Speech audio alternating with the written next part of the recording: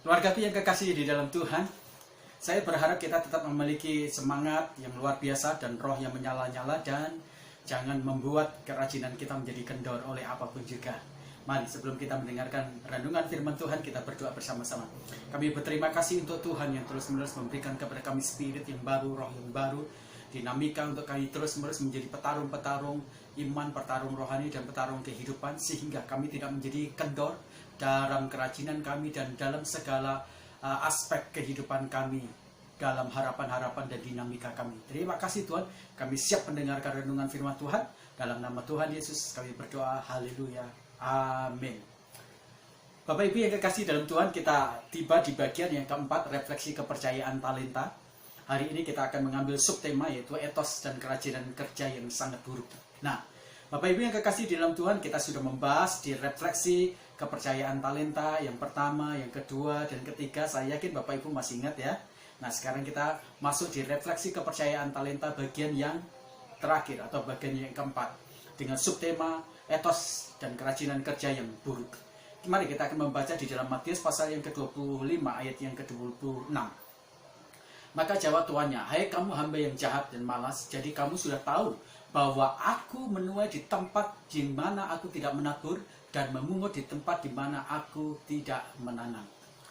Bapak Ibu yang kekasih dalam Tuhan, Injil Yohanes mengatakan bahwa Bapa kita sampai hari ini adalah Bapa yang masih bekerja. Itu artinya Bapa kita itu adalah Bapa yang rajin, memiliki etos kerja yang dinamika yang luar biasa. Dan kerajinannya itu tidak dapat dipungkiri lagi, menjadi satu kerajinan yang luar biasa. Kalau Bapak kita tidak bekerja, maka dunia kita sudah berantakan dan kacau balau, dan bukan hanya kacau balau, mungkin sudah kiamat. Justru karena Bapak kita bekerja, kita masih melihat pemeliharaan, termasuk perputaran jagat raya ini dalam garis edar yang begitu luar biasa stabilnya.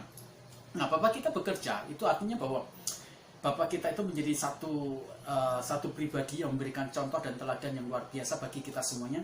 Bagaimana kita harus memiliki tingkat kerajinan, bagaimana kita harus memiliki tingkat etos kerja yang sangat tinggi, dan kita menjadi orang Kristen juga yang memiliki kerajinan yang terus-menerus tidak pernah terkuras dan tergerus oleh apapun juga.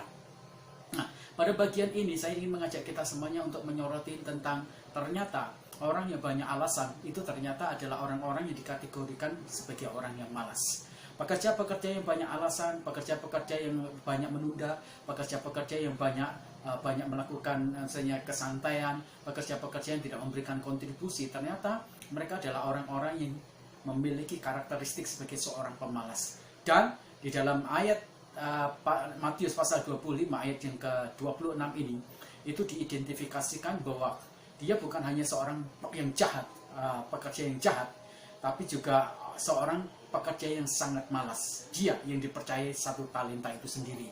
Nah, pada bagian akhir ini kita bisa melihat bahwa ternyata oleh karena kemalasan itu, dia akhirnya ditolak. Dia juga kemudian akhirnya diidentifikasikan sebagai seorang pekerja yang sangat jahat. Nah, kemalasan ternyata itu menjadi sesuatu yang sangat penting dan menjadi penentuan bagi kita semuanya, apakah kita kemudian dapat apresiasi, promosi, atau dapatkan sesuatu reward yang cukup besar. Itu menjadi sesuatu yang penting bagi orang-orang yang memastikan dirinya berada dalam sebuah kemalasan. Nah, kemalasan itu menjadi sesuatu yang dipandang negatif oleh Tuhan. Kemalasan itu menjadi sesuatu yang sangat buruk di pemandangan Tuhan. Dan kemalasan itu benar-benar menjadi sesuatu bahaya bagi perkembangan pekerjaan Tuhan, juga bagi pengembangan karakter di dalam hidup kita semuanya. Mengapa kemalasan itu dipandang sebagai sesuatu yang membahayakan bagi perkembangan pertumbuhan orang Kristen, sistem reproduksi rohani, sistem reproduksi jasmani, sistem reproduksi pemikiran yang baik, bahkan sistem reproduksi untuk menghasilkan karya-karya yang luar biasa bagi pekerjaan Tuhan? Mari kita belajar bersama-sama dari bagian yang keempat ini. Yang pertama, mengapa kemalasan itu menjadi sesuatu yang sangat membahayakan di pemandangan Tuhan?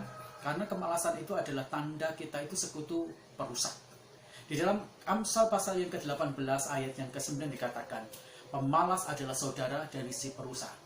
Nah, kalau si perusak atau si iblis itu, maka hakikatnya pikirannya pasti adalah pikiran yang berusaha melancangkan sesuatu yang berusaha.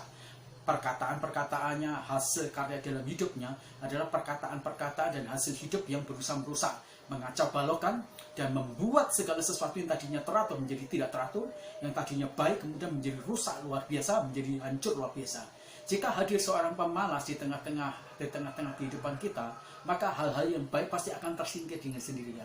Maka karena sifat dari kemalasan itu menjadi sahabat si perusak, yaitu iblis, maka di mana ada kemalasan, di sana pasti ada kerusakan-kerusakan iman, kerusakan kehidupan, kerusakan daya banting, daya juang kita semuanya, kerusakan masa depan, dan banyak kerusakan-kerusakan di hidup kita semuanya. Jadi orang yang malas itu berarti dia bersekutu dengan perusak. Dan kalau dia bersekutu dengan perusak, berarti dia oposisi dengan Tuhan. Kalau dia oposisi dengan Tuhan, berarti dia musuhnya Tuhan. Kalau dia musuhnya Tuhan, pasti dia tidak akan mendapatkan sesuatu yang baik. Kenapa? Kalau dia musuhnya Tuhan, berarti lawannya Tuhan, maka Tuhan pasti akan menurunkan sesuatu yang buruk dalam hidup dia. Entah itu kutuk, entah itu sesuatu hal-hal yang buruk di dalam hidup dia. Tidak ada kebaikan yang dihasilkan dari pikiran, hati, dan mulut dari tangan si pemalas. Ingat, tidak ada kebaikan yang dihasilkan dari pikiran, hati, mulut, dan karya tangan seorang pemalas. Karya pemalas adalah alasan, karya pemalas adalah dalih, karya pemalasan adalah alibi, karya pemalas adalah menunda, karya pemalas adalah ya tidak menghasilkan apapun juga. Karya pemalas nol, hampa. Karya pemalas yaitu tadi mengacaukan dan merusak segala sesuatu. Nah, tangan, pikiran, hati seorang penghasil atau seorang yang rajin, itu dia akan menghasilkan segala sesuatu yang baik. Dia akan membuat segala sesuatu menjadi terbentuk. Dia membuat yang kacau itu kemudian teratur. Dia membuat segala sesuatu yang buruk menjadi baik. Pendeknya, ketika kita menjadi orang yang tidak malas, ada banyak karya-karya hebat yang kita hasilkan. Karya tangan seorang pemalas, di sana hanya perusak. Di sana ada sesuatu yang buruk. Produsen alat-alat perusak itu yang akan dihasilkan oleh seorang pemalas. Ia bukan hanya merusak secara fisik, tetapi jika dia merusak daya semangat, dia merusak ketekunan, dia merusak kesetiaan, dia merusak juga sebuah komitmen yang begitu besar. Dan dia bukan hanya merusak sebuah peradaban, merusak sebuah kebudayaan, merusak sebuah kebiasaan. Itu pemalas. Jadi pemalas hanya akan menghasilkan persekutuan dengan sang perusak atau iblis itu sendiri, dan dia akan jauh dari Tuhan. Nah, yang kedua, mengapa kemalasan itu menjadi sesuatu yang sangat berbahaya di mata Tuhan juga, bahkan di mata banyak orang? Karena kemalasan itu ternyata embrio ketidaksetiaan. Jadi ternyata kemalasan itu adalah embrio dari ketidaksetiaan. Kemalasan itu adalah satu sifat yang dilahirkan dari sebuah keburukan. Hukum seorang pemalas adalah tidak pernah setia pada apapun dan pada siapapun juga. Ia hanya setia pada kemalasan dia. Dia tidak pernah setia kepada siapapun dan apapun juga, kecuali kepada kemalasan dirinya sendiri. Nah, pemalas tidak pernah memiliki sebuah visi. Pemalas tidak memiliki sebuah impian. Pemalas tidak memiliki sebuah karya-karya hebat. Pemalas tidak memiliki sebuah komitmen atau keinginan untuk mengalami terobosan, kemajuan yang dinamis, dia nggak pernah. Sekalipun ada orang-orang yang kemudian mendorongnya dan membagikan visi, mimpi untuk sesuatu yang sangat hebat bagi hidupnya, maka pemalas tidak akan pernah sedikit pun memiliki respon dan tanggapan yang baik. Kenapa? Karena dia tidak punya kapasitas yang sangat besar untuk menunjukkan. Kenapa? Kalau pemalas, berarti energinya sudah terserap oleh malas itu sendiri. Dia mematikan potensi pergerakan energi di dalam diri dia. Nah, Sang Tuhan memberikan kepada satu orang, ya, hamba yang jahat tadi, satu talenta supaya dia bisa berkembang, maju dan berhasil. Tetapi kemalasan membuat dia tidak menjadi setia. Setia pada perintah Tuhannya.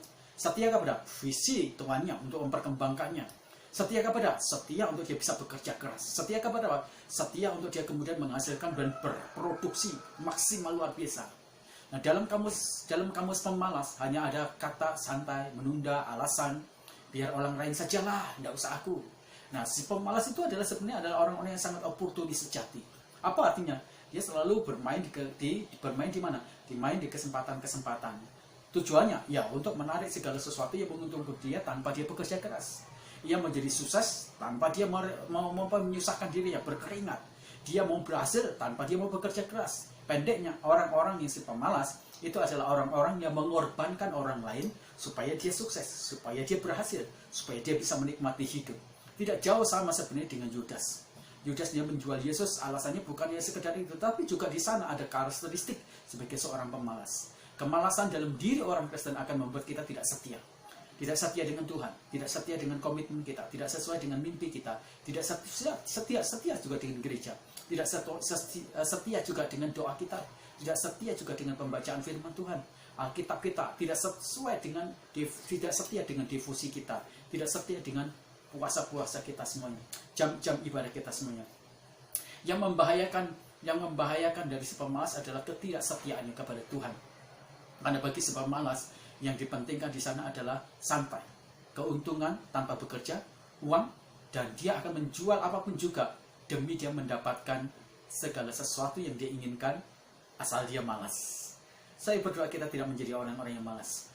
Orang yang malas berdoa, sedikit berkat di dalam hidupmu. Orang yang malas melayani, sedikit juga engkau dapat. Orang yang malas bekerja, engkau akan menuai kehancuran. Masa-masa dingin, masa-masa paceklik akan meninggal hidupmu.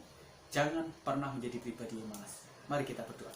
Terima kasih Tuhan, kami bersyukur bahwa kami diingatkan dan dikuatkan lagi untuk kami tidak menjadi orang-orang Kristen yang kemudian menjadi malas karena kehidupan kami, sehingga kami menjadi orang-orang yang tidak berkembang, tidak mumpuni, tidak berdinamika, tidak mengalami kemajuan. Terima kasih.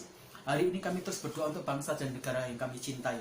Terima kasih kami boleh tinggal di Indonesia. Terima kasih kami boleh dilahirkan di Indonesia. Karena kami tahu di sana ada tanggung jawab bagi kami untuk berdoa bagi bangsa dan negara kami. Kami berdoa Engkau mengasihi bangsa dan negara kami. Turunkan kiranya kasih karunia, turunkan kiranya pertobatanmu sehingga banyak orang yang percaya sama Tuhan Yesus. Banyak orang ketika mereka melakukan aktivitas religi, Tuhan ada di sana dan membawa mereka percaya sama Tuhan Yesus. Kami berdoa Tuhan Engkau makmurkan bangsa dan sejahterakan bangsa kami. Biarlah Tuhan membuat bangsa kami menjadi saluran berkat bagi bangsa-bangsa lain. Engkau memberkati Presiden kami Jokowi dengan hikmat marifat untuk mengurai masalah-masalah dan memimpin bangsa negara kami ini dengan takut dan hikmat yang datang dari Tuhan, sehingga negara kami menjadi negara sejahtera dan makmur. Engkau memberkati Tuhan